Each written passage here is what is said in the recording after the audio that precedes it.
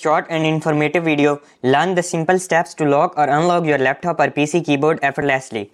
Whether you need to safeguard your device or temporarily disable the keyboard, this tutorial provides a quick and easy to follow walkthrough. Save yourself from accidental keystrokes or protect your computer when not in use. Watch now and master the keyboard lock and unlock feature for enhanced convenience and security.